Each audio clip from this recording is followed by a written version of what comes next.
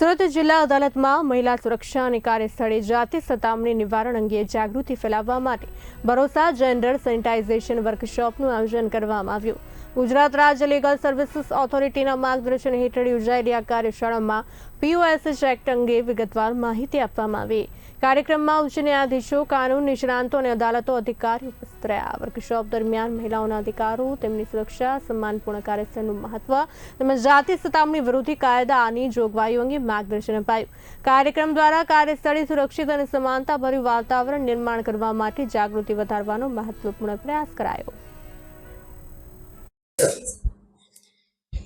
રાષ્ટ્રીય કાનૂની સેવા સત્તામંડળ નાલસાના નિર્દેશો મુજબ અને ગુજરાત રાજ્ય કાનૂની સેવા સત્તામંડળના સબળ માર્ગદર્શન હેઠળ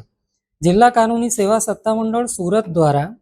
આજે સુરત જિલ્લા અદાલત ખાતે કાર્યક્ષેત્રે મહિલાઓની થતી જાતીય સતામણીની સલામતી આપવાના કાયદા એટલે કે પોશ એક્ટ 2013નો એક સેમિનાર આયોજિત કરવામાં આવ્યો, જેમાં ન્યાયાધીશ મિત્રો, વકીલ મિત્રો, બાર કાઉન્સિલ ઓફ ગુજરાતના સભ્યશ્રીઓ, કર્મચારીઓ, અમારા LADCના મિત્રો, પેરાલીગલ વોલન્ટિયર્સ આ તમામ સામેલ થયા અને 2 અનુભવી resource person Gujarat gender resource સેન્ટરના gender resource officer Mahendra Makwana દ્વારા તથા બાર કાઉન્સિલ ઓફ ગુજરાતના પીઢ અને અનુભવી વકીલ પ્રીતિબેન જોશી દ્વારા આ કાયદાની જે પણ ગૂઢ જોગવાઈઓ છે અને તે કેમ ઉપયોગી છે અને તેનો પ્રસાર કેવી રીતે કરવો તે અંગે જાણકારી આપી। સુરત ડિસ્ટ્રિક્ટ કોર્ટ ખાતે જે આ કાયદા નીચે આંતરિક કમિટી બનાવવામાં આવે છે, ઇન્ટરનલ કમ્પ્લેન્ટ કમિટી, એના ચેરમેન જજ શ્રી મુદુલિયર મેડમ દ્વારા પણ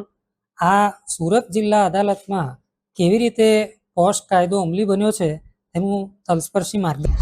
આજરોજ સુરત ડિસ્ટ્રિક્ટ કોર્ટ ખાતે નામદાર ગુજરાત હાઈકોર્ટના નીજા હેઠળ DLSA સુરત દ્વારા ભરોસા નામના એક વર્કશોપનું આયોજન કરવામાં આવેલ, જેમાં પોશ એક્ટ એટલે કે સ્ત્રીઓની કાર્યની જગ્યાએ જાતિ સતામણી સામેના રક્ષણના કાયદાની ચર્ચા અને શી બોક્સ જે પોર્ટલ છે ઓનલાઈન એની પર કઈ રીતે કમ્પ્લેન ફાઇલ કરી શકાય અને કયા કાયદાઓ છે એ માટેની જાગૃતતા માટેની પહેલ કરવામાં આવેલ, જેમાં મુખ્ય જિલ્લા ન્યાયાધીશ શ્રી ત્રિવેદી સાહેબ, અન્ય ન્યાયાધીશ સાહેબો, તાલુકા કોર્ટ્સના તમામ ન્યાયાધીશ સાહેબો, સ્ટાફ મેમ્બર્સ, બારના સભ્યો તમામે હાજર રહીને તેનો લાભ લીધેલ છે। આશરે 150 થી 200 જેટલા પાર્ટિસિપન્ટ તેમાં પાર્ટિસિપેટ કરે છે।